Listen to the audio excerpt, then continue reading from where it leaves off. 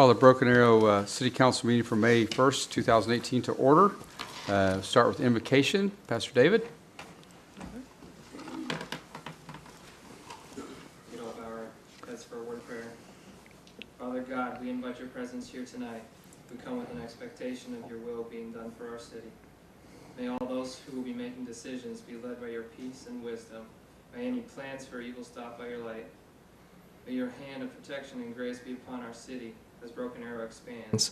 Please help us through all the growing pains that come with it. Most of all, Father God, please protect the reputation of our city, that we would continue to be a city of peace and prosperity. Blessings upon our police chief and fire chief and all the first responders and all that do their part in making Broken Arrow a great city to live in. In the name of your Son, amen. Amen. Please stand and join Vice. Roll call? Roll call. I think I forgot that last week. Just kidding. Sit down. Oh, Okay, this was a test. Just kidding. Sorry. roll call, please. Wimpy? Here. Parks? Here. Lester? Here. Udi? Here. Thurman? Here. Please stand and join Vice Mayor Udi in the Pledge of Allegiance. Attention, salute, pledge. I pledge allegiance to the flag of the United States of America and to the republic for which it stands, one nation under God, indivisible, with liberty and justice for all.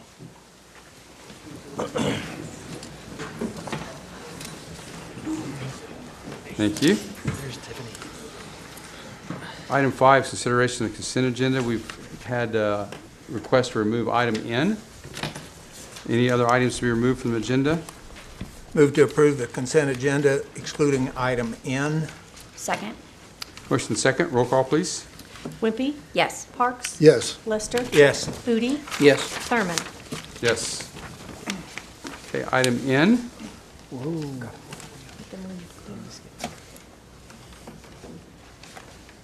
It's approval of PUD 276 and BAZ 998, Timber Ridge Cottages. I make a motion, we approve item N on the consent agenda. Second? Motion second. Roll call, please. Wimpy? Yes. Parks? Yes. Lester? Thurman? Yes. Okay. Item 7, the public hearings, appeals, presentations, recognitions, and awards. 7A is a presentation to recognize Broken Arrow resident Annalise Crockett for her acceptance to United States Air Force Academy class of 2022. Good evening, Mayor and Council. Jennifer Hooks, Community Relations Liaison. 1 year ago, we recognized 2 other former Youth Council members on their appointments to the Air Force, and today we are recognizing Annalise Crockett, who served on the Youth Council as mayor during her senior year. After graduating from Broken Arrow High School last May in 2017, she has been attending Northeastern State University in Tahlequah, and tonight Mr. Ed Kennedy will be presenting her certificate.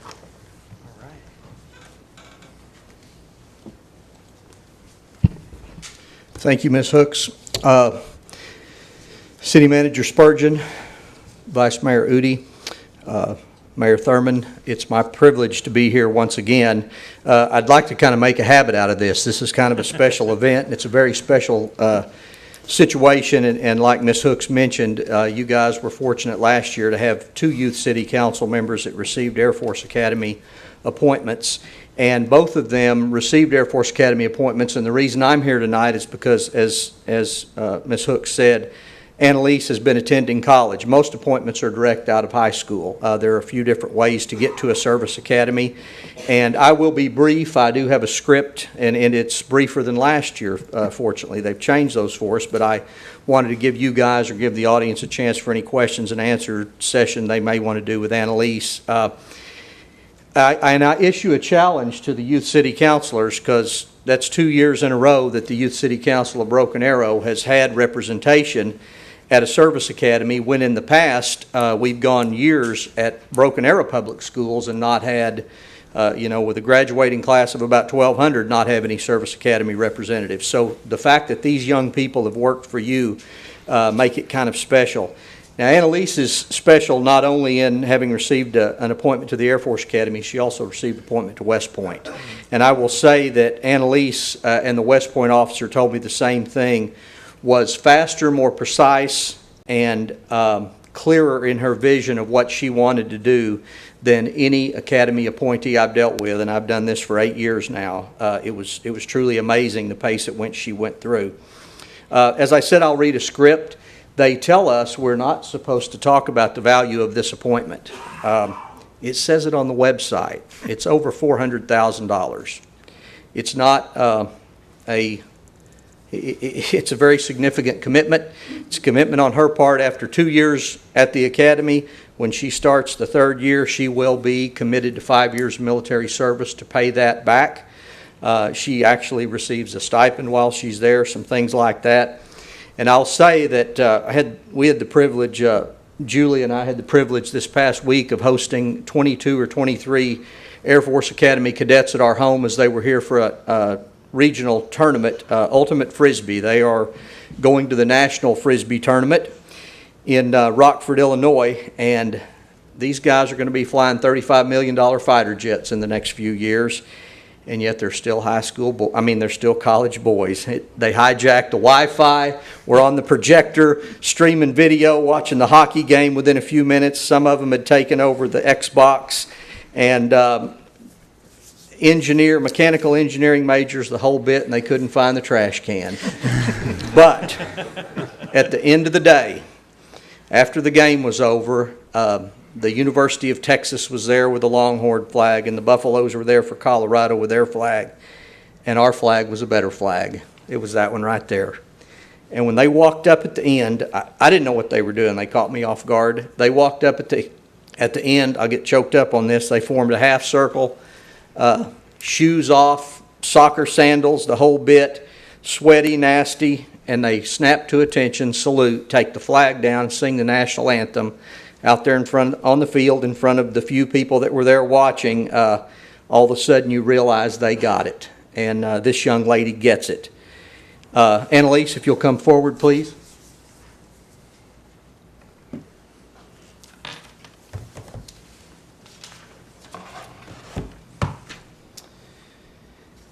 As Ms. Hook said, my name's Ed Kennedy. It's my pleasure to represent the United States Air Force Academy. My privilege to present an appointment to the United States Air Force Academy in Colorado Springs, Colorado. This appointment is going to a very deserving young woman. It's the equivalent of a 4-year complete scholarship to any top-tier university. Appointments to the Air Force Academy are extremely competitive.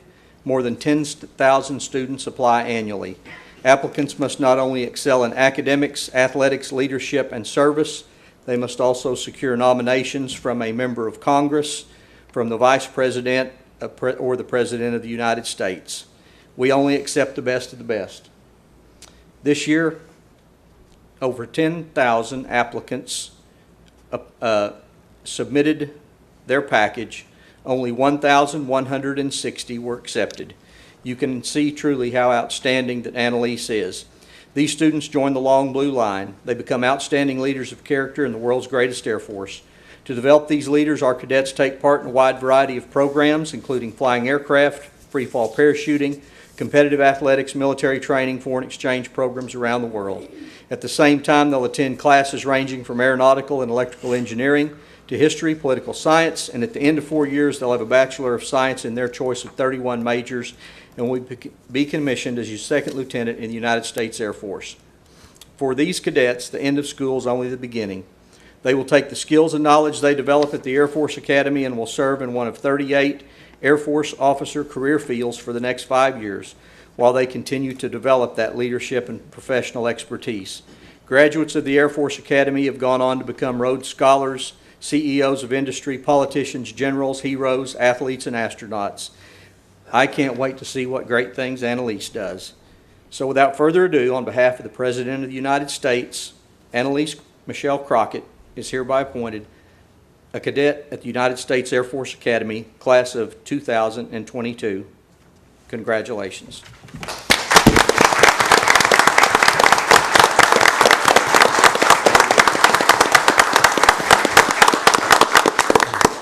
thank you so much for that speech. I really appreciate it. And I would like to recognize the facilitators of the Broken Arrow Youth City Council for all the work that they did. I hope they realize that that was a significant part of my application, and that most definitely helped get me where I am today. I'd also like to thank Ed Kennedy for everything that he's done to help get me here. And I believe that he had allotted some time for question and answers, if you guys have any. Well, Annalise, we're very proud of you. We were very proud of you when you were on the Youth City Council, and you did an outstanding job there, and we're very proud that you're going to the Air Force Academy and representing Broken Arrow. And I'm sure you'll enjoy Colorado Springs, when they give you a little bit of free time. But it's a very noble thing to do, and we're very proud. And anyone that raises their hand to serve the country, I'm very proud of, and I know the council is. And any comments or questions? I know you guys know Annalise very well, so. Well, I'm certainly proud of Annalise. She did a tremendous job as the youth mayor of Broken Arrow, and you could tell that she had all the way through leadership qualities. In fact, we used that as we wrote her letters of recommendation for her, and I was just so excited to hear about it tonight. I thought, well, last year I thought, what does it matter? Because I knew that you would qualify, for it. So I'm just thoroughly excited for you, and certainly you're a good example to our youth city council, our juniors and seniors that are here tonight. But Annalise was one of you at one time, and she did a great job. Great leader. Well, and not only the youth city council that you represented, you go forward to represent the entire city of Broken Arrow. So we're proud of you, and we look forward to great things that you do in the future. I can't tell you how proud I am of you. It's exciting to see where your life is headed. I know you're going to do great things. I saw that last year, and I expect great things. I expect to hear back how much you've accomplished, and I'm praying that you have a wonderful experience, and thank you for serving your country. Just want to say congratulations, and it is amazing to see young students, or young adults, following their desires and their goals, and just like Vice Mayor said, serving our country, which, is near and dear to all of our hearts. And so thank you and good luck. Thank you so much. I really appreciate all the sentiment. Thank you.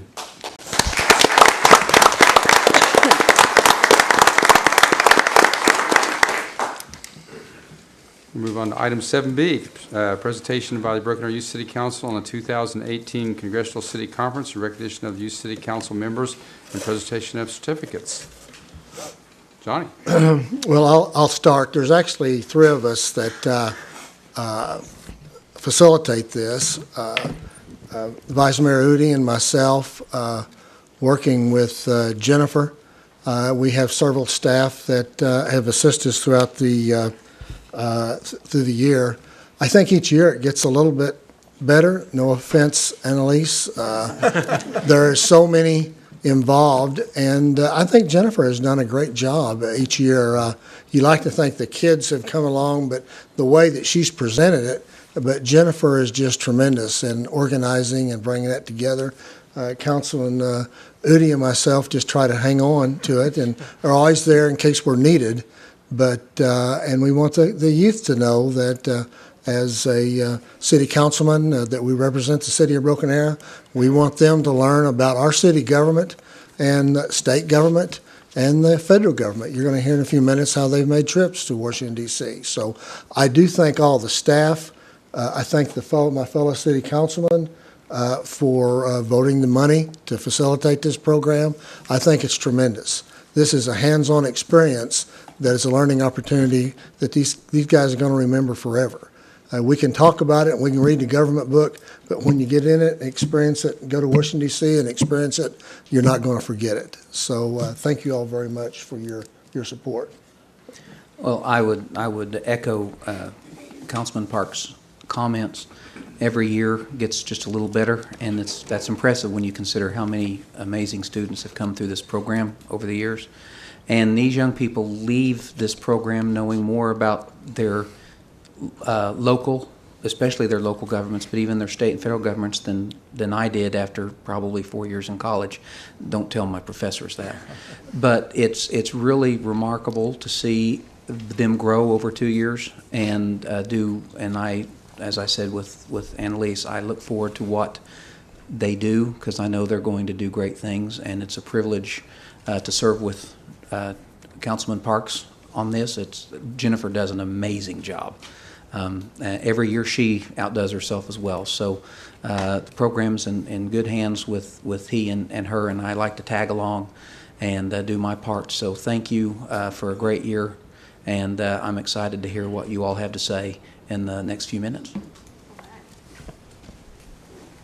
Thank you. We've had a fun year. As Mr. Parks said, we went to Washington, D.C. in March with the city council members, and 5 of the seniors raised funds on their own to help pay for this trip, for their travel expenses. And we have 2 of them that want to share some of their thoughts on the experience with you all and take questions if you'd like. E.J. Hardwick and Zoe Brooks.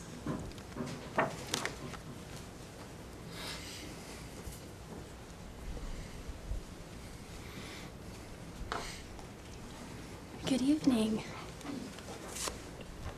All right, Good evening. EJ's going to start us out. So I just want to say that the trip to DC was unlike anything that I think all of us have never done before.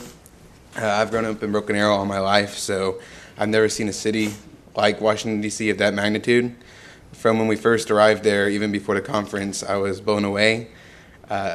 Like, for example, I've never really used public transportation before, and so riding the metro for the first time was just like amazing, seeing how other cities operate. And we used that metro to go to some of the most amazing places I've ever seen, including the National Archives. While on this trip, we were able to tour the National Archives, and seeing the actual documents like the U.S. Constitution and the Declaration of Independence and the Bill of Rights was amazing, and it really put things in perspective for me about how our country works and how we got here and everything. And then entering the vaults of the archives, just getting to read all the history from the country. And then another thing that we were able to do was through Senator Lankford's office was tour the U.S. Capitol. And I've been to the Oklahoma State Capitol before, and I thought it would be like a similar experience, but I was completely wrong because it was so much grander than I expected. Like, we began in the Senate offices, and we actually took an underground metro to the actual Capitol. And there we got to see the first U.S. Supreme Court buildings, the first Senate offices, the first House offices, the different state statues. And I think the Capitol Rotunda was probably one of, if not the most amazing places I've ever seen in my life. From the dome to all the decorations on the walls, like the paintings, the sites, not even considering the conference itself, but just the sites and history that we got to see was unbelievable, and it felt like a once-in-a-lifetime opportunity. Whenever we did lots of touristy things, and we got to enjoy the rich history that our nation has, but we also got to enjoy the National League of Cities Conference, but on a different level because we were with a bunch of other youth city councils. And so I learned that we have a very unique youth city council. A lot of the youth city councils that I got to talk to, they have never met their council, they've never talked to their mayor or their vice mayor, and it was weird for them whenever I said I ate lunch with them yesterday. And they were like, what was that like? So getting to be with you guys it's an amazing experience. And it was something that I think that sometimes we take for granted because it's just what we do. And so getting to be around all these other kids and all these other young adults whenever we got there, it was incredible. We got to hear a bunch of different speakers come in. We were there right before a couple of protests happened at the Capitol, and there were a couple of student groups that were going to stay and going to be involved in the protests. So we got to talk a little bit with them about what they were going to do, what their part was going to be. And we got to talk to some adults at the conference as well. We got to eat lunch with them, and we put our etiquette skills to the test, and we did it, and it went well. And we talked to some friends from Florida while we were there. There were some counselors from Florida that we sat with to eat lunch, and we got to talk to them, and they asked us what it was like to be a youth city councilor. And so we got to share our experience with an adult council person as well as with youth. And it was just an incredible opportunity, and I wanted to thank you on behalf of all of the Youth City Council for letting us take this trip and for letting us have these amazing experiences that are once in a lifetime, because we will never experience DC in the same way that we got to with all of you. So thank you so much for that opportunity. Thank you, Zoe and EJ, and we appreciate your service to our community and putting the input in that only your perspective can do, as with your age and what you're doing. So we really appreciate that. I don't know if the council has any other. Well, I'd like to say the experience that you each and all of your colleagues experienced doing this, regardless of what you do in life, you'll pull back on this experience later in life and remember this. And Zoe, I will tell you, it's even for us, it's difficult when somebody sticks a microphone in front of you and a camera. You did quite well in your interview, and so maybe politics is your destiny. But you all deserve great kudos for the work that you've done, and we look for great things out of you. And I think EJ was going to bring the Metro to Broken Arrow, right? Yes, that's my plan. I'm going to run for city council right when I'm able. And the Elvin Hardwick Metro will be He's the one, huh? Well, I was going to tell a little story on them, and I didn't get to see this, but I think Councilman Parks did. While touring the Capitol, they sat down on the floor to, I think, change shoes or Yes. rest or something to that effect, and one of the Capitol guards came up to them and said, I don't want to alarm you, but technically you're protesting because you're sitting on the Capitol floor, and we need you to stand up so we don't have to arrest you. Needless to say, we got up pretty quick. Yeah, protesting without a permit. So they take that stuff seriously, and we thought it would have made for an interesting news clip, but we're glad that they stood up. So. I think that was a great learning opportunity because one of those was Jennifer.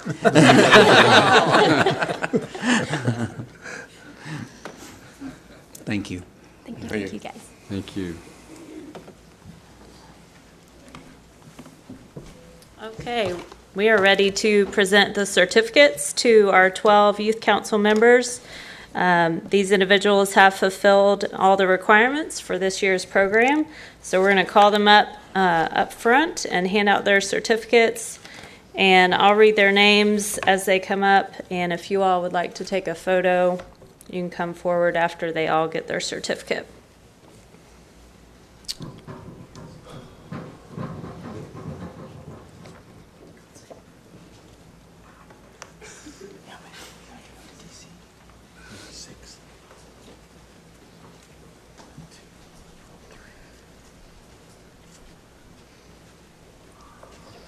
We have Zoe Brooks, Abigail Carter, Allison Cloud, EJ Hardwick, Megan Skates, Piper Tully, Shwetanshu Das, Nathan Hubbard, Madison Sipes, Kelsey Schwab, Maivu Lee, and Ethan Haldeman.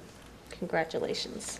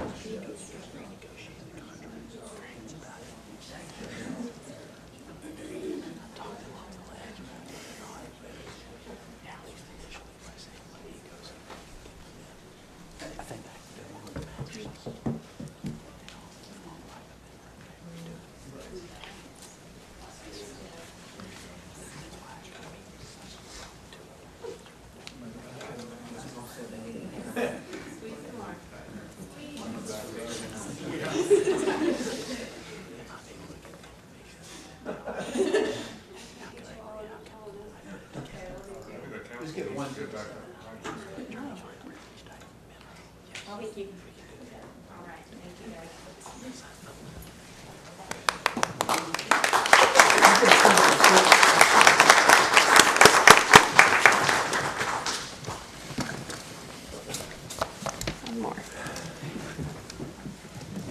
Jennifer, you're gonna do the big idea, right? Because, so, do we need, because we don't need any motion on this, so we'll move on to, item 7C, presentation, discussion, and possible acceptance of the, 2018 Broken Arrow Youth City Council's big idea.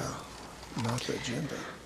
Thank you, Mayor. As part of the Youth Council experience, students are asked each year to research and select an idea to present to the City Council that would benefit the City of Broken Arrow.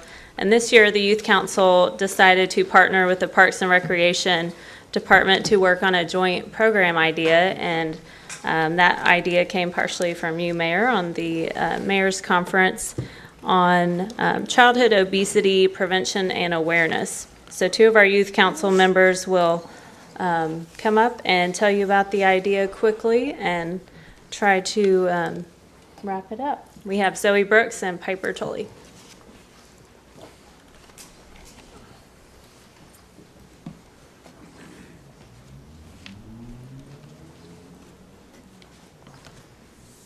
The topic of the 2018 Youth City Council Big Idea is childhood obesity prevention. Like Jennifer said, we are working with the Parks and Recreation Department on solving this issue and trying to move forward with this issue in BA. We would like to show you some statistics. So according to the 2015 Youth Risk Behavior Survey, 15.3% of Oklahoma adolescents are overweight and 17.3% are considered obese. The percentage of adolescents in Oklahoma that are physically active 7 days a week is a mere 32.2%. The causes are inactivity, diet, screen time, living in food deserts. The community environment is a big cause. It can be difficult for kids to make healthy choices and get enough exercise when they are in environments that do not actively support healthy lifestyles. And then accessibility. Healthy food is often more expensive, so many choose cheaper options, which results in junk food consumption. The results are obesity can have serious effects on the body, both mentally and physically. Adolescents with obesity have a higher risk of depression, anxiety, low self-esteem, breathing problems, high blood pressure, and heartburn. So if 25% of the Oklahoma residents are under 18, that means Broken Arrow has about 25,700 residents that are under the age of 18, and almost 5,000 of them would be obese, according to these percentages.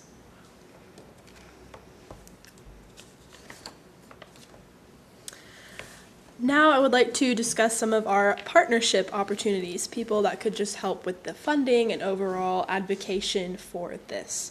Local farms, the Pick Your Own Farm and farm-to-table operations. Broken Arrow Neighbors, they have done an astounding job helping our community. Broken Arrow Schools Nutrition Coordinator. Rose District Farmers Markets, it is getting that season. And the Broken Arrow Public Schools.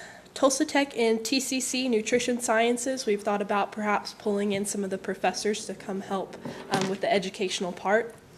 Local businesses and churches, the Senior Center, gardening clubs, and hospitals in the medical community. Some of our resources include the funding and staffing of this opportunity. The current staff includes 3 permanent employees. We'd hope to hire 2 additional seasonal employees next summer with the gradual incline of student numbers. Volunteer ideas would be high school students to earn National Honor Society hours or even Key Club or Rotary, anything like that. Transportation ideas, we could use the buses and bus staff hired by Broken Arrow Schools. And the future funding that we would need would go towards healthy snacks, field trips, and even guest speakers. We have laid out a timeline and then a plan for the future. So this summer, we propose 4 one-week camps, 1 p.m. to 5 p.m. The age groups would be 6 to 8 years and 9 to 11 years. There would be a total of 30 students. 3 to 4 high school student volunteers would be needed per group. And the goal for this summer's camp would be to collect data for a grant application that I will explain later on. The main goal is to create an environment for kids to learn about healthy living in a fun and interactive way. And this summer would be the startup for that program. The future of the program would include remodeling the kitchen, a full day camp, We would feed children on site, so provide lunch or a snack. A total of 60-plus students per week, if possible. 3 staff members per group instead of 1 staff member per group. The public awareness would increase, so we would film the camp this summer to use as a promotional video for the years of camps to come. And then possibly partnering with Broken Arrow Neighbors to provide a greenhouse. So there's a healthy opportunity there. Would you like to do this one? Going off of what Ms. Brooks said, planning for the future, that is obviously our goal with this, is collecting the data and getting the best future results that we can provide. With the United States Conference of Mayors Childhood Obesity Prevention Grant, our program would have the means to grow exponentially. With the growth of the program, we can extend it to other community centers in Broken Arrow, not just our Main Street location. We can eventually introduce fresh farm-to-table nutrition into the camps, such as even things from our own farmers markets. We can also increase nutrition education for our children. It'd be great if we could get this information into elementary and middle schools. Possibly work field trips into the program, as it adds kind of that stimulation for children to want to learn about this. And as well as bring in more partners just for more funding, more sponsorships, and more education spread. The goal is to reach more and more of Broken Arrow's growing population every year. We are such a city of opportunity, and we want to give this type of opportunity to our future generations.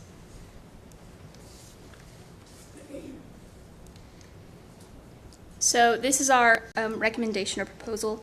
We are asking council to allow staff members to collect data from this summer's camp to accurately measure what funding is needed per student in order to expand the program in the future, and to collect the data needed to apply for the United States Conference of Mayors Childhood Obesity Prevention Grant in order to aid and develop the program further in the following summers.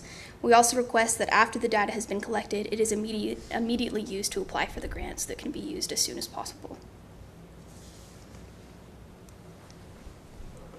That is the end of our presentation.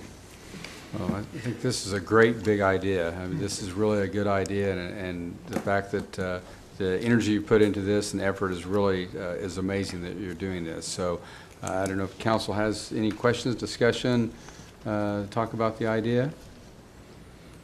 Well, I agree. It is a very good idea. I don't know if any of you noticed, but I tend to fight my weight a little. I'm just going to see if anyone noticed.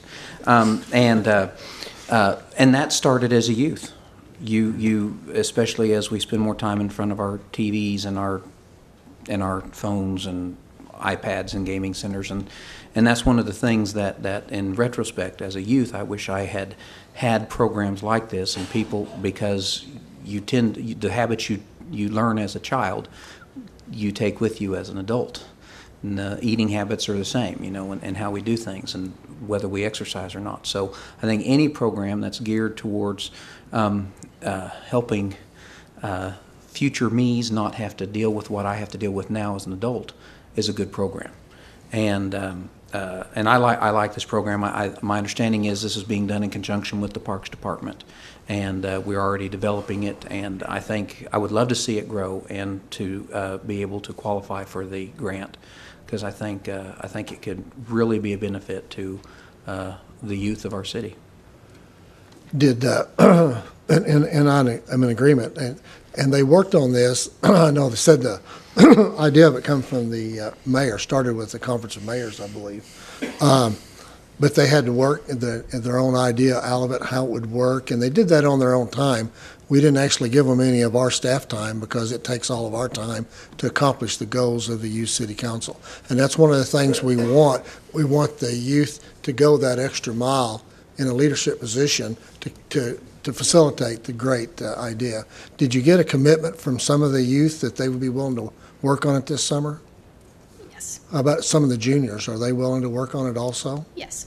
Okay. Our upcoming Youth City Council members have recently talked about perhaps making this their big idea as well, just slowly adding on to it and kind of adopting it as their own, and we're more than happy to hand it off to them. Okay. Okay. Well, then, our motion or recommendation is to accept the big idea presented by the Youth City Council, and by doing that, I think staff will take it and then get back with us. do that, so I'll make that motion. I would second that motion. Got a motion and a second. Any discussion? Roll call, please. Wimpy, Yes. Parks, Yes. Lester, Yes, Udi, Yes. Thurman. Yes. Thank you. good job. Good job. Next, we have 7D, presentation of annual report by representatives of Cox Communication, cable service provider with a non-exclusive franchise with the city of Broken Arrow, regarding services provided by Cox in operation of the cable system. Tiffany Bruton, and you're going to talk to us about spending more time in front of our screens. I was actually going to ask the vice mayor what he was really trying to say. We've got to work on my presentation every year because I always follow this group of fabulous young people. It's painful to be reminded at how amazing they are and how much we can learn from them every day. They're incredible. They're already out the door, but Cox Charities has a grant for them as well, so we need to talk to them about that. Thank you for the opportunity to be here. It is our annual event. It's always a privilege for me to be the one that is able to be here and make this presentation as a lifelong Broken Arrow resident. It's always important to me to be able to stand before you as someone who cares deeply about what happens in our community. This has been an incredible year of investment and in planning for the things that are taking place in Broken Arrow. So you're going to have to bear with another script because there's a lot to report. I do want to say, though, my 17 years at Cox, this has probably been one of the most exciting, and I think you'll understand why when I talk to you about the things that are happening. So several of you are aware of the hub expansion that we did earlier this year. Just east of here, there is a quiet little facility that's unmarked and very secure, and it provides services to all of the city of Broken Arrow. It's also a very critical part of our network. Earlier this year, actually beginning late last year, it was time for us to make an investment in that facility, and you may ask why. Well, there are good reasons why. I believe my friend Wes was back here. The Chamber's doing a great job, and the city's doing a great job of recruiting new businesses. And when you have more businesses that need services, you need better facilities to provide those.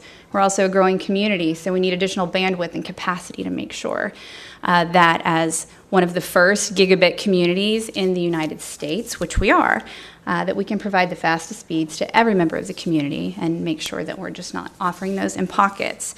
So that investment was a $3 million investment, and there was a little bit of pain that came with transitioning customers over to the new facilities. I say pain in that there was a lot of planning in the process, but I'd have to say, and I hope that those of you that were a part of the process will agree, it was fairly smooth without too much difficulty for our customers here in Broken Arrow. And we've been very pleased with the performance since then, so thank you for partnering with us on that.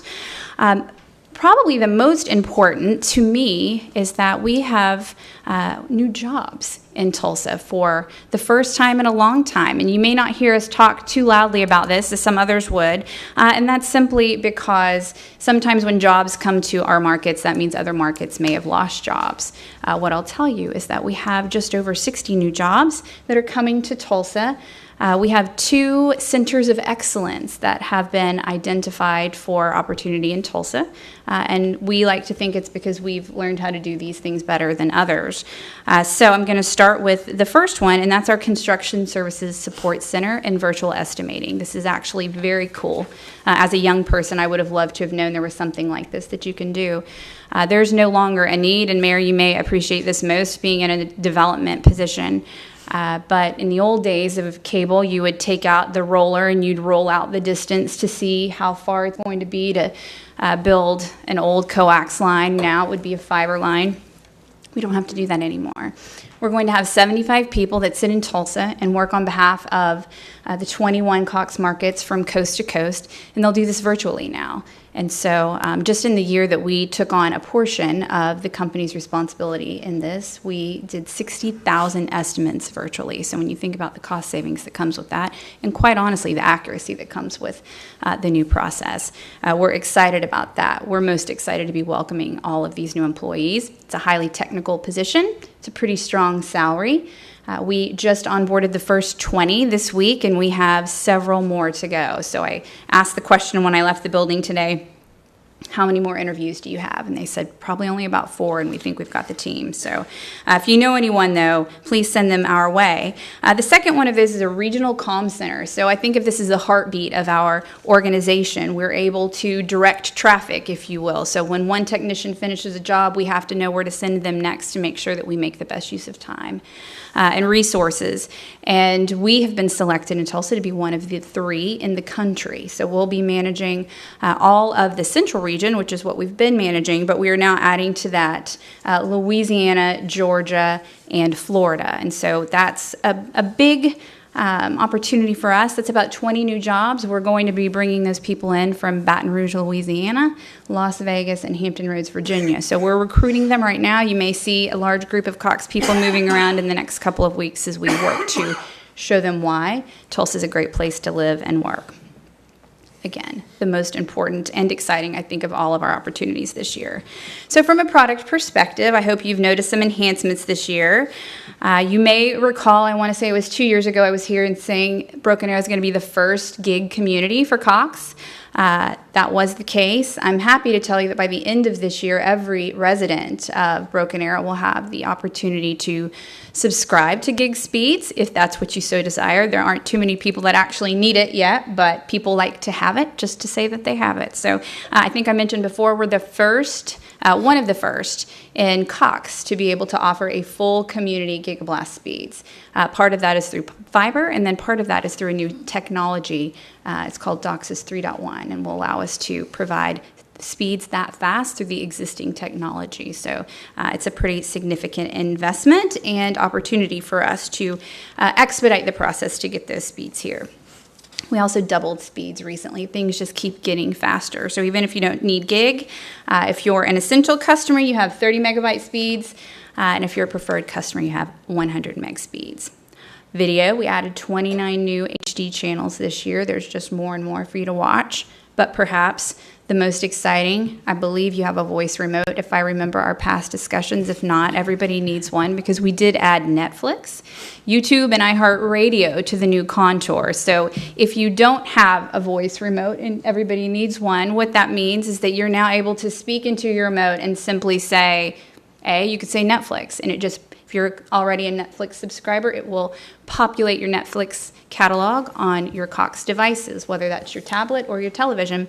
You could also say, I'd like to watch, you probably wouldn't be that polite, Tom Hanks movies. And it will bring up any Tom Hanks movie that you can watch in Cox pay-per-view or that you can watch on Netflix. You have your options. You're probably going to find some free options and some paid options. YouTube was a more interesting, I think, product to offer. We all use it. Now you can simply say, YouTube, show me how to make cauliflower pizza crust. And it will bring up any video option. You're going to make one when you get home tonight. Already did. That was terrible. But you'll get a video on how to do that. Or you could simply say, show me how to make fluffy slime, because that's what we do at my house. And it will do that. So it's all about integrating technology, making it easier, how you get all the things that you want on one device. And we're really ahead of the curve on that. So excited about that. Home life automation. If you have Cox Home Life Security, you now have the ability to have the same types of technology without the monitored elements of it. It's very popular with millennials. They love smart home, if you will, and so you now have the ability for $19.99 a month to be able to have all of those same things in your home, and you don't have to have it monitored through a security system. So a couple of examples of that: you can set on a light to turn on when the door is open. You can adjust thermostats. You can program a porch light to turn on when the mailman puts a package on your front porch, and then you can watch on video to make sure nobody takes that package after you place it there. You can turn on a crock pot. You can start your Roomba if you don't like to vacuum like me. You can start it on your way home. Set an alarm. I love this part. Set an alarm if you're caring for an aging parent. If they don't get out of bed and open their bedroom door, you can get a text that says someone didn't open the door. Better yet, if you're like me with youngsters, when the door doesn't open after school, you also get an alert to go find them. Speaking of smart home, we will debut Tulsa's first smart home on June 14th. And of course, we're going to debut it right here in Broken Arrow. Just down the road, the Village at Southern Trails, 101st and 145th, we are working with my new dearest friend, Glenn Shaw. He is volunteered. He's volunteered one of his homes, actually one of his parade homes, and we're going to take it over for a day.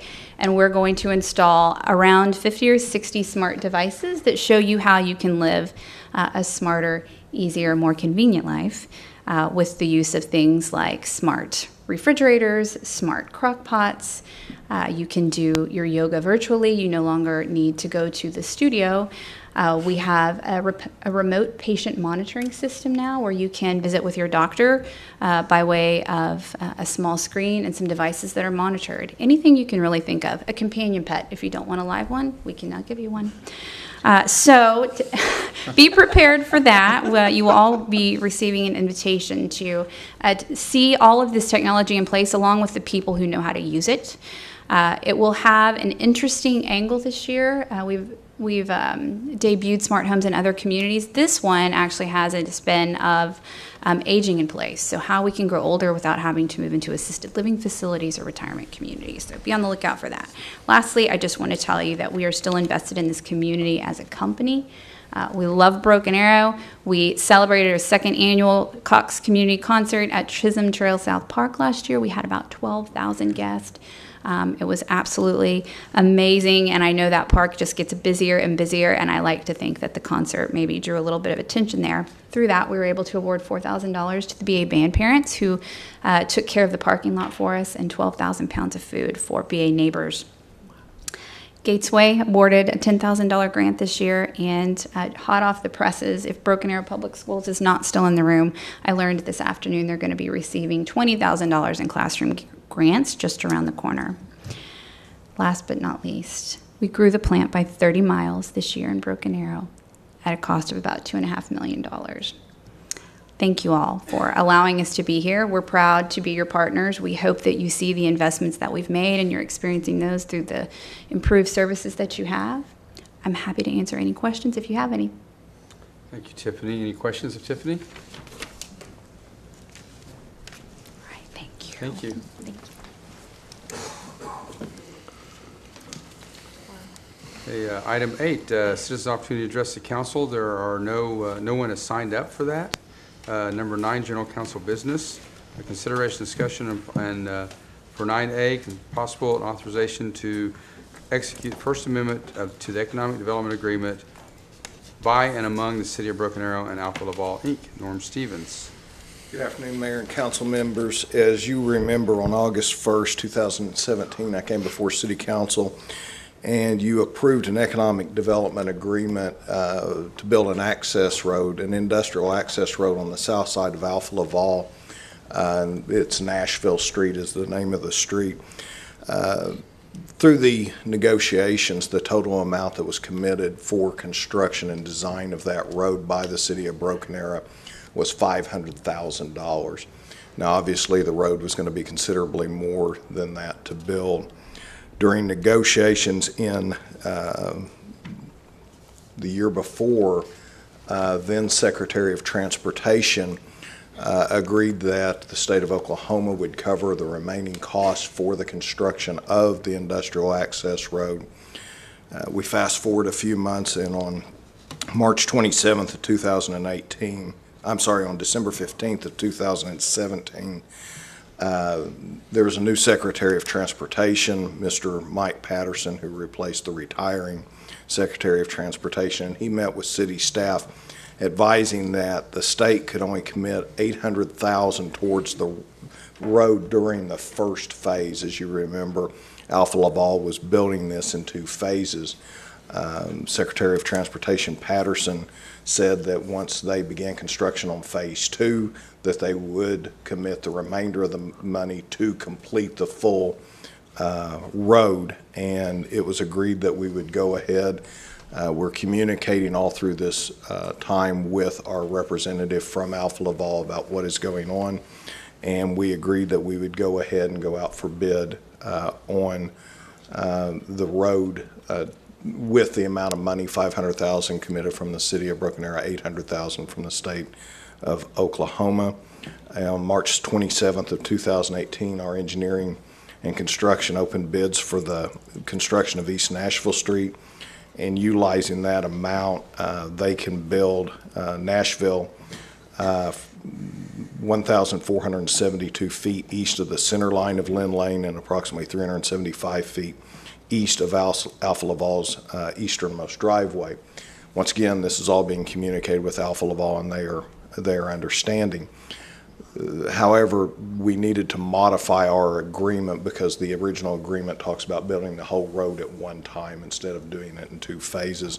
And that is why I am before you right now with that amended agreement.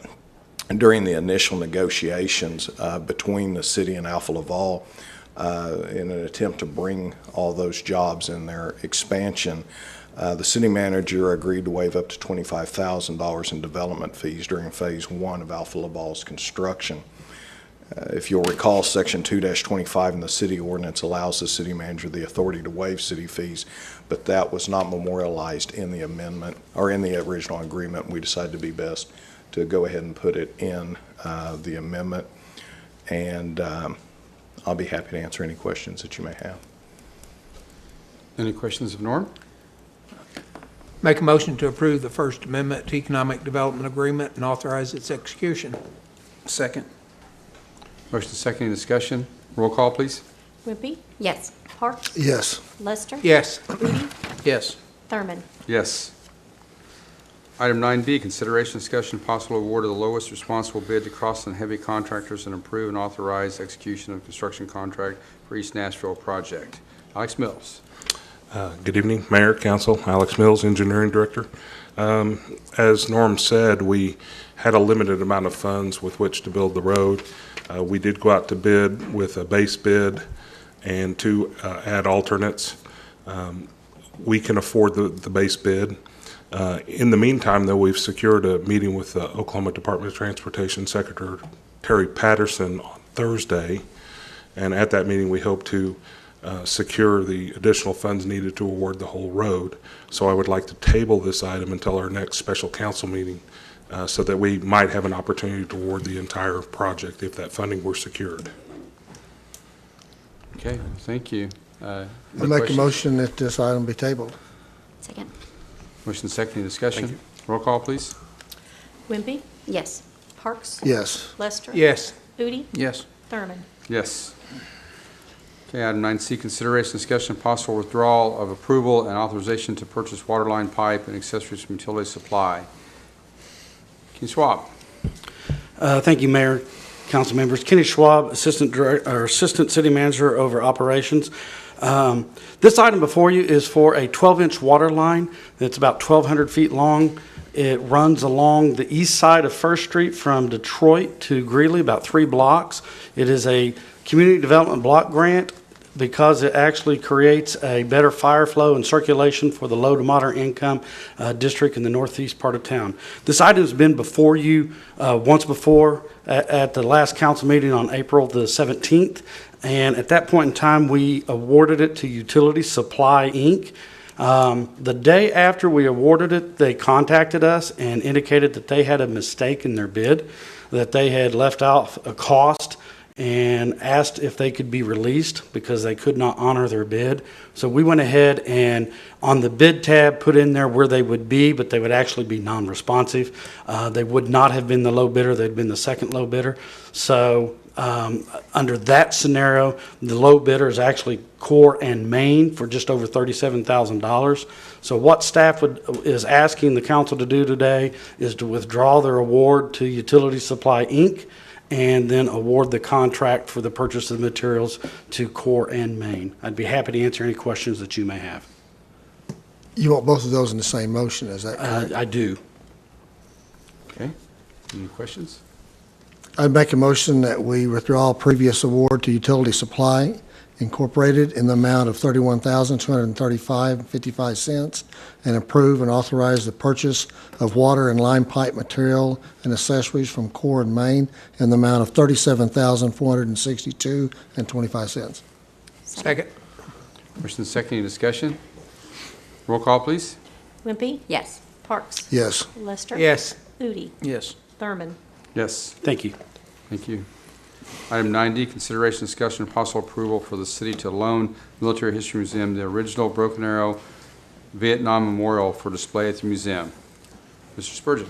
Thank you, Mayor. Good evening. Before I make just a couple of general comments, Councilman Parks would like to make an introduction or two, I believe, for those that are in the audience this evening. Well, when we continue in this way of making sure that we honor the Vietnam veterans and move the memorial to Veterans Park, and I asked Delbert Fries, who is the kind of the keeper of the monument, if so to speak. He has the history of it.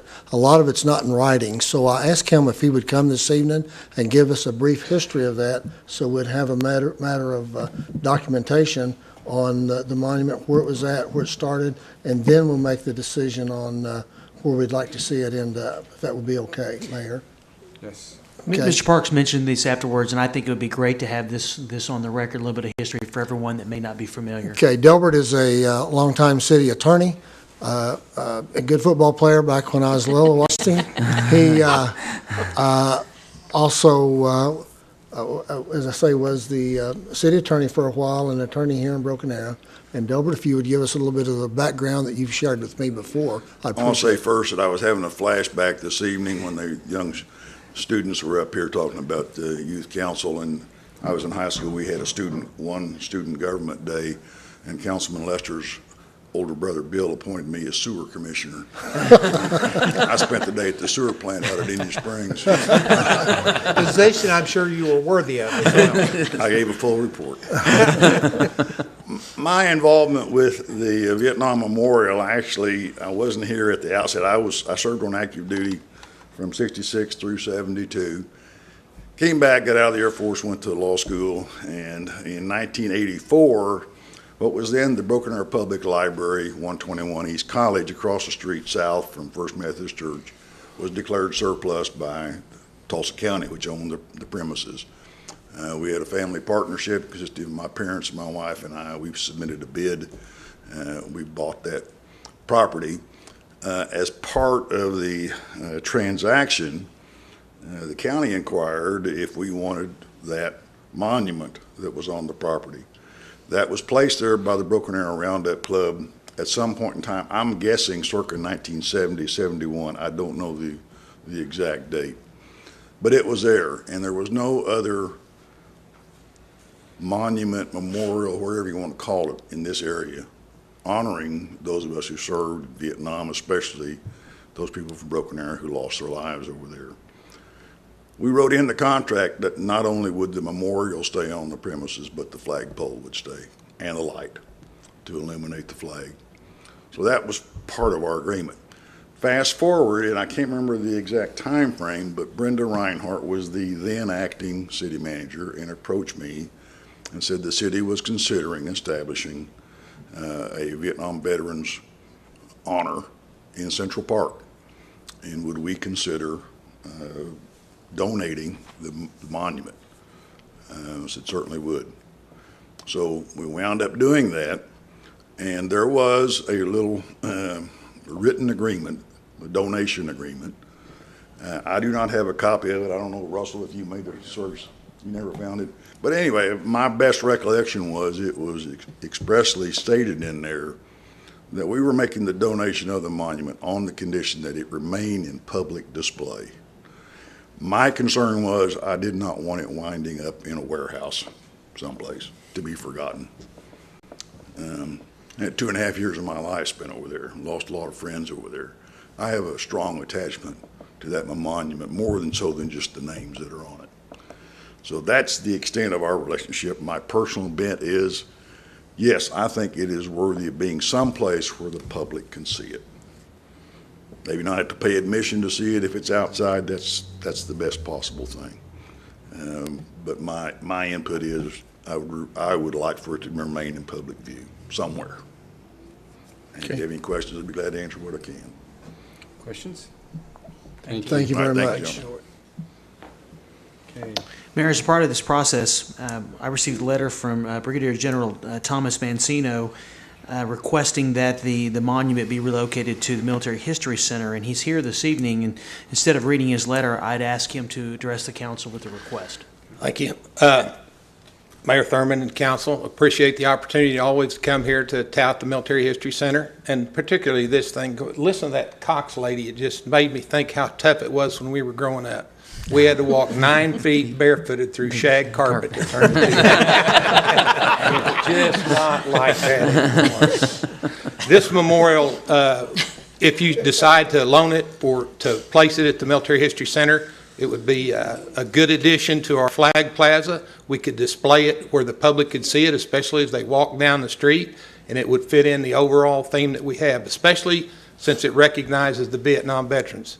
Our last event that we had on the 17th of March, we had over 350 attendees at our annual Vietnam Recognition Night, and I handed out over 150 Vietnam-era pins to veterans. So the museum in that night is really doing well. Just briefly on what the museum is doing lately, this last week we hosted over 50 members from the Oklahoma Army National Guard retirees that took a bus from Camp Gruber, visited the museum. And many of them have said that Broken Arrow has the finest, if not the finest, military history center / museum in northeastern Oklahoma, and many of them have compared it favorably to the 45th Division Museum. So it's a proud addition down there. We're doing a great job. We could use some more room. If you come and visit us, we hardly have any more display. We have over 2,500 artifacts and 4,000 books in the library. But to this issue, we would be honored to place that museum, if you so decide, at the Military History Center. Thank you. Thank you, General. General, would it be on display outside? In Yes. the courtyard? As we took a look at some of the locations, we think just off the curb at the end of the trees on the east side of that tree line, and it would kind of frame with the existing monument, the World War II monument that we have down at the other end. Okay. So it would be clearly visible from anybody walking up and down the street. Good, good. Thank you. Thank you. Thank you. Mayor, We members- also have Kenneth Collins. Okay. Okay. I was going to introduce him. Okay.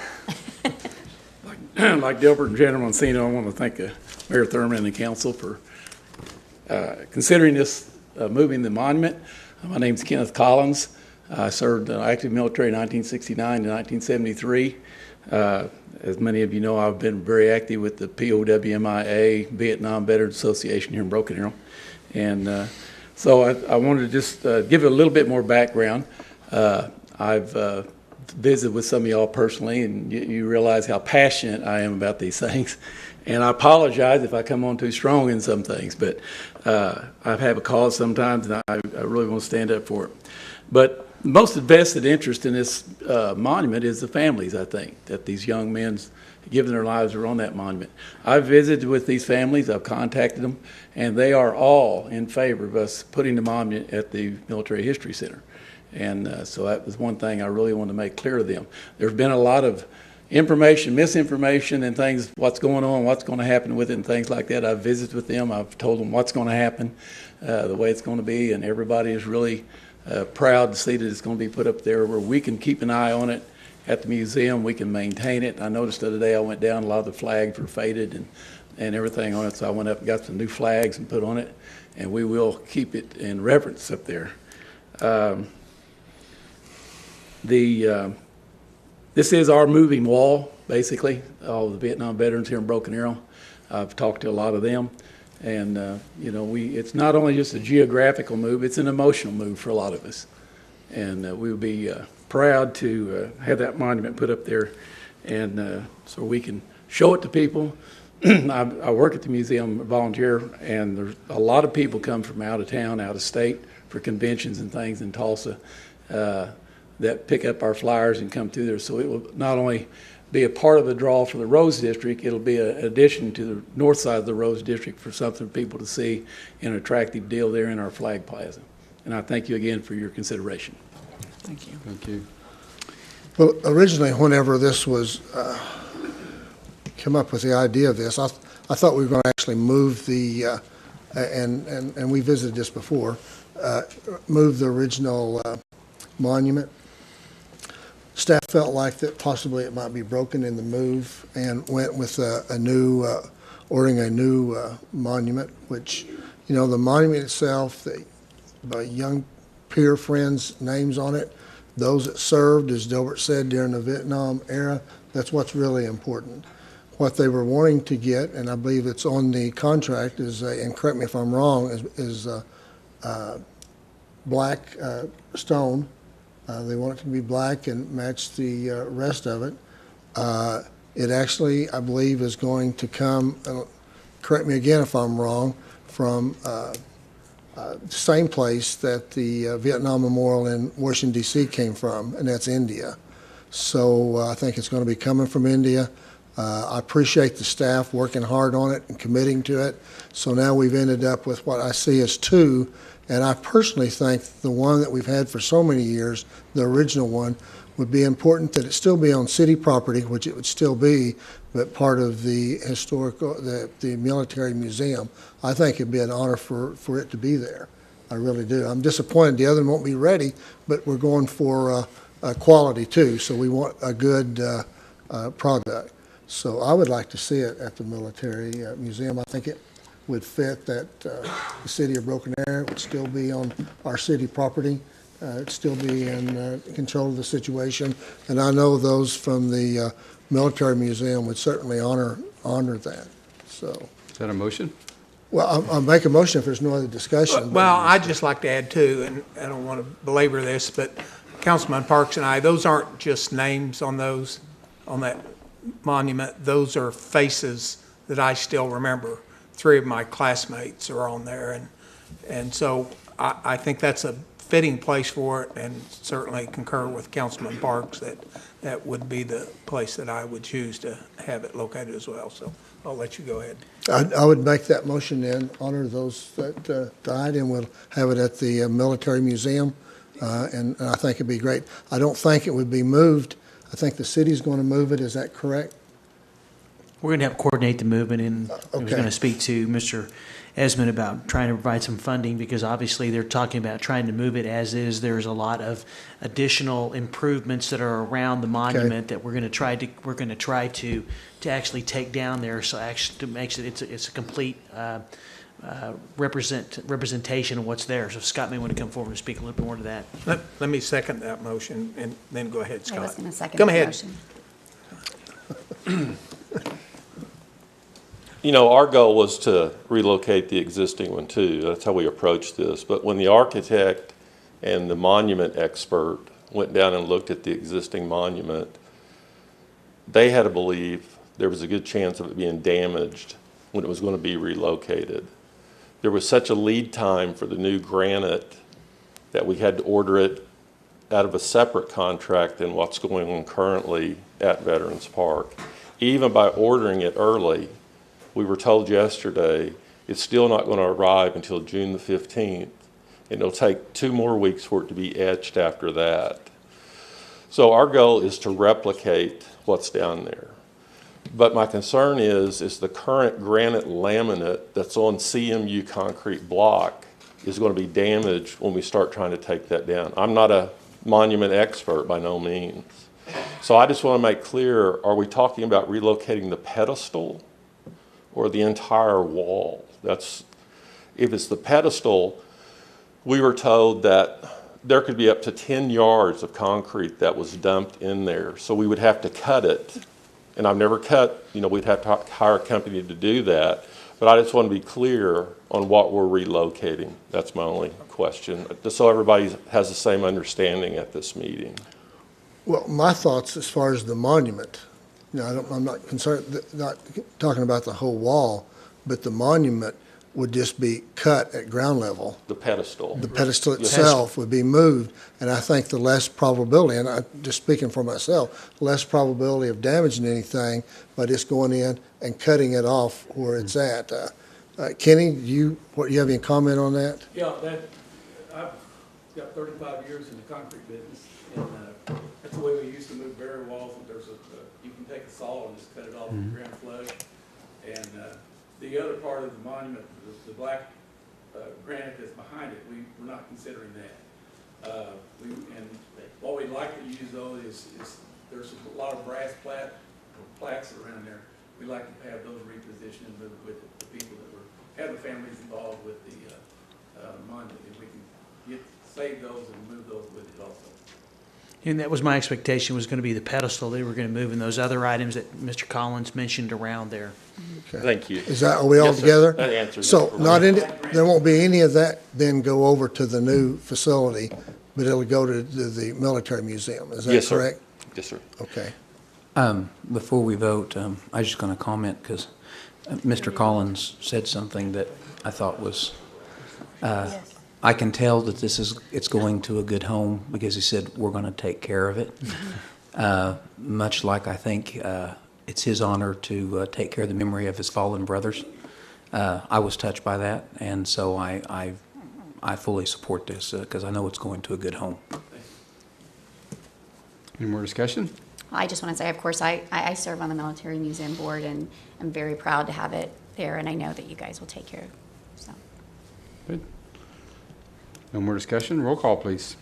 Wimpy. Yes. Parks. Yes. Lester. Yes. Udi. Yes. Thurman. Yes. Thank you. Item 9E, consideration, discussion, and possible approval and authorization to execute Resolution 1100, declaring May 7 through 11, 2018 Teacher Appreciation Week.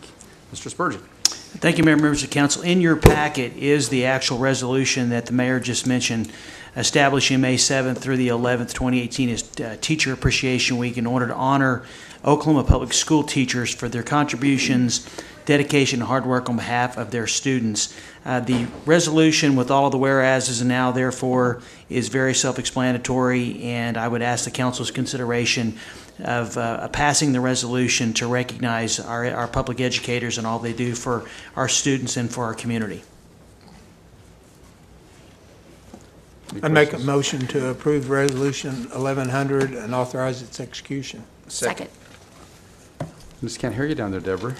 Second. She held up her hand like this. See, she thought she was in school and she needed permission. Please note that Councilwoman Wimpy was the second. Yes. Okay. You got We'll do it. that. We got a motion, second, discussion. Roll call, please. Wimpy. Yes. Parks. Yes. Lester. Yes. Udi. Yes. Thurman. Yes. Item 9F, consideration, discussion, possible approval for the mayor to execute official ballot from Oklahoma Municipal Assurance Group, casting votes for 2 trustee positions with 3-year terms commencing July 1, 2018. Michael. Thank you, Mayor. Good evening, members of council. In your packet is a fact sheet with regard to this item, and I'm just going to read the first paragraph here, which says, the Oklahoma Municipal Assurance Group is a provider of general liability, auto, workers' compensation, property, and risk management services for Oklahoma cities and towns since 1977. It's governed by a 7-member board nominated and elected by its members. The city of Broken Arrow has been a member of OMAG since 1982. The terms of 2 trustees expire on June 30th of this year. 9 individuals are nominated to fill the 2 vacancies. After looking at the biographical summaries of those individuals that are interested in serving, which I think all of them are very, very fine candidates for this position, my recommendation to the mayor and to the council is to cast our 2 votes for Mike Bailey, who is the acting city manager / finance director for the city of Bartlesville, and Craig Stevenson, who is the city manager of the city of Ponca City. I know both of these individuals, and they will represent our interests very well, and that's my recommendation to the governing body. And I concur with Mr. Spurgeon. Any questions? Make a motion to approve the mayor's execution of the Oklahoma Municipal Assurance Group, OMAG official ballot. Second. Motion, second, discussion. Roll call, please. Wimpy. Yes. Parks. Yes. Lester. Yes. Udi. Yes. Thurman. Yes. Item 10, preview ordinances, consideration, discussion, and possible preview of ordinance amending Chapter 24, Water, Sewage Disposal, Article 3. Trevor, your first chance to present as the acting city attorney. Thank you, Mayor and members of council. At the council's direction at the last meeting of April 17th, Mr. Michael Skates had revised Chapter 24 of the Water, Sewer, and Sewage Disposal Ordinance for the city of Broken Arrow, specifically Section 24-303. At your direction, a new Section A was inserted regarding backwater devices that are required. This addition requires that all buildings that contain sewer service shall install a backwater device, which are also called backflow preventers. In addition, the revised ordinance keeps the section that applies to current homes that require a backflow preventer if they're less than 1 foot in elevation above the upstream manhole rim. So in essence, the ordinance what the ordinance does is requires backflow preventers for all new construction, but also keeps the current requirements as we have for the existing buildings. Happy to answer any questions that you have. Staff recommends approval of the amended ordinance and also requests that it be set for adoption. So the old houses that does not fall in that category with being, lower than the manhole cover, they don't have to go in and put one in. Is that correct? That's correct, Councilor Parks. It's only for new construction. If they're not governed by the existing regulations of the 1 foot in elevation of the nearest manhole, they will not have to put in a new backflow preventer. I'd make a motion to preview the ordinance and set it for adoption. Second. Motion second, discussion. Roll call, please. Wimpy? Yes. Parks? Yes. Lester? Yes. Udi? Yes. Thurman? Yes. Item 11, ordinances, there are none. Item 12, remarks and inquiries by governing body members. I just want to say I really want to thank Councilor Parks and Vice Mayor Udi and Jenna for all the work that's been done for U City Council. It's just amazing. Every year it gets better. The ideas they have and the work that goes into it, so obvious that all the time and commitment that you make to it.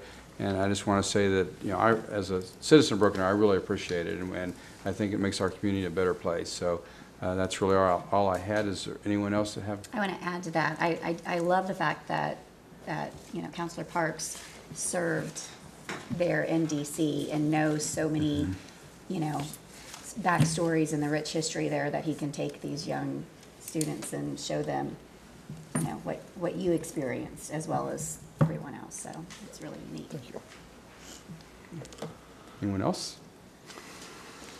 Okay, we'll move on to remarks and updates by city manager, recognition of recent accomplishments by employees and elected officials. I'm sure you're going to talk about the comprehensive plan and the. No, I'm not going to because the new city council, city manager covered that. So, okay. Just a few things. First, just want to let the council know, because you've probably seen just a little bit in writing about this, is that we've kicked off our discussions regarding updating our parks master plan. And that is very exciting. As the council know, as you will see next Tuesday night, is that there's about $18 or $19 million of proposed projects up for voter consideration next August, and there are still several $1 million worth of projects to be completed as a part of the 2011 and 2014 bond projects. So I'm very excited about the fact that we get to work on our master plan as well. Secondly, let me add my thanks and congratulations to Jennifer. I know how much time she puts into the U City Council, and there's also a lot of folks that assist throughout the city to make that a very successful endeavor. So I just want to thank all those that participate as well. With regard to our innovation district, we received some proposals earlier this year trying to narrow it down who is going to be the consultant for us to kick off that initiative. And I have selected Half and Associates, and I've executed a small contract with them to go out and to do some feasibility on the property near NSU, to take a look at if there are any issues or concerns. If there's not, then that would be something I'd be bringing back to you for a full contract to begin the process of actually coming up with the conceptuals for the innovation district. So that contract's about $5,000 for them to go out. We're also going to be doing some soil testings and making sure that we'll be able to move forward with that initiative and get the conceptual phase underway.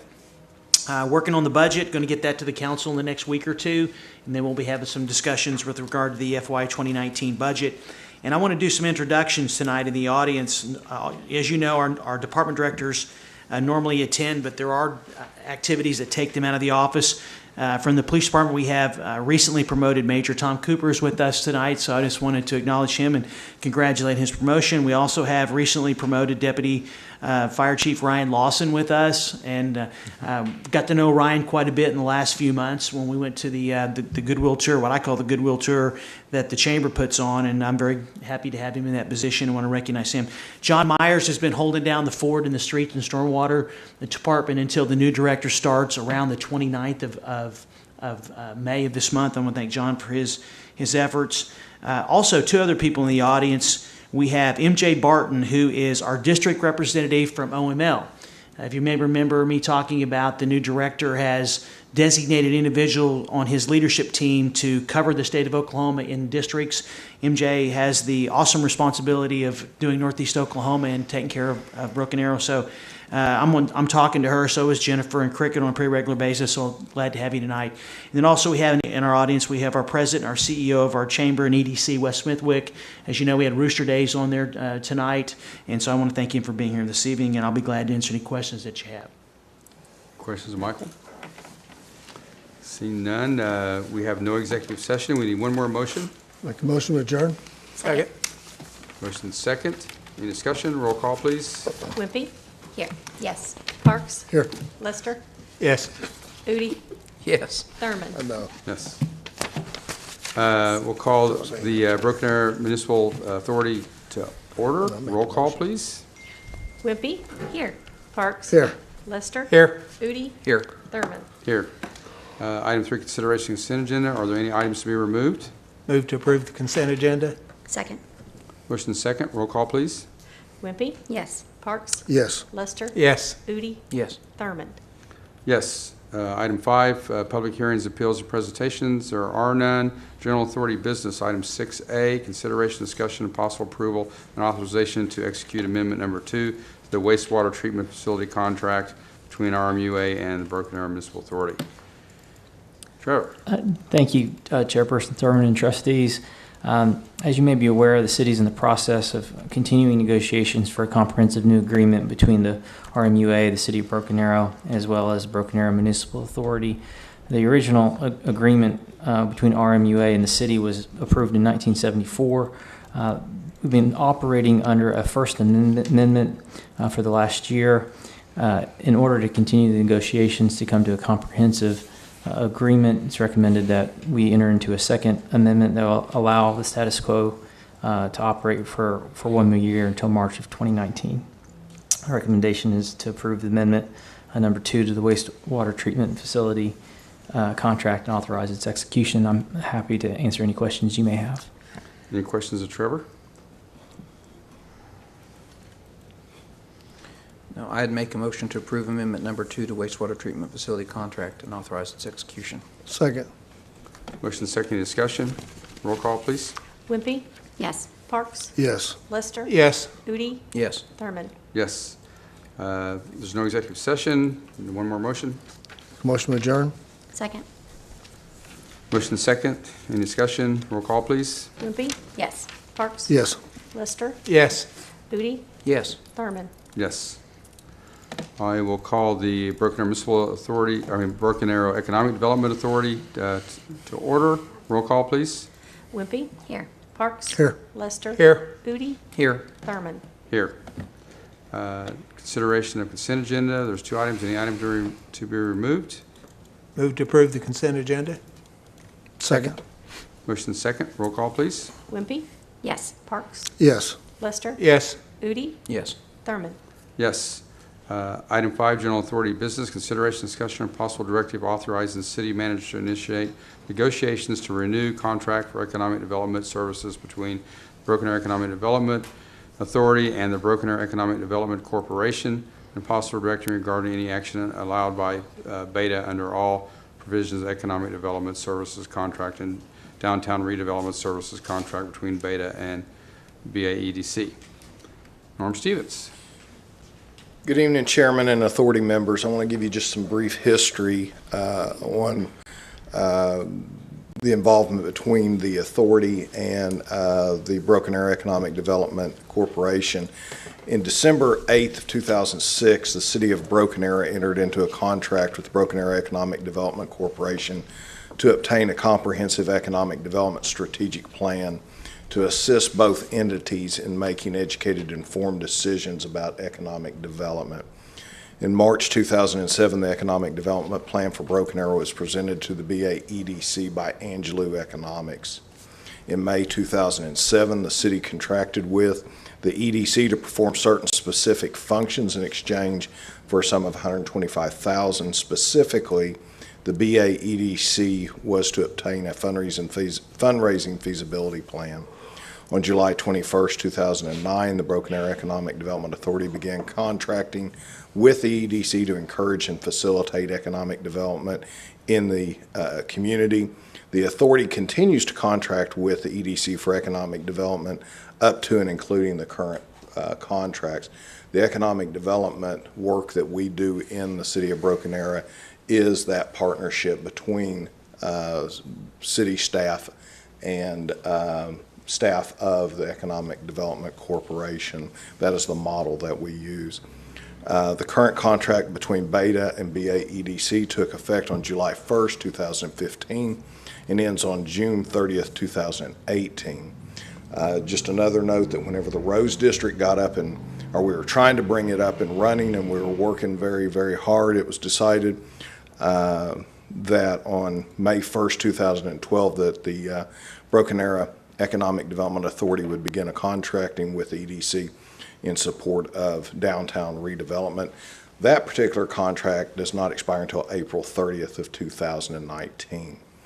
With all that background, staff recommends that the authority authorize the city manager to begin negotiations with the Broken Arrow Economic Development Corporation for renewal of the contract for economic development services. I'll be happy to answer any questions. Any questions of Norm? That's the larger contracts, what we're talking about. Yes, tonight. sir, it is. I'd make, it says, as directed by the authority, I would make a motion that adopts your recommendation, Norm. Second. Motion second, any discussion? Roll call, please. Wimpy? Yes. Parks? Yes. Lister? Yes. Udi? Yes. Thurman? Yes. We have no executive session. Need one more motion. Make a motion to adjourn. Second. Motion second. Roll call, please. Wimpy? Yes. Parks? Yes. Lister? Yes. Udi? Yes. Thurman? Yes. That motion is always enthusiastic. The most enthusiastic everybody yeses sets all up, night. you know. Fantastic with the youth city council. They're just a impressive group. I got last year and they did the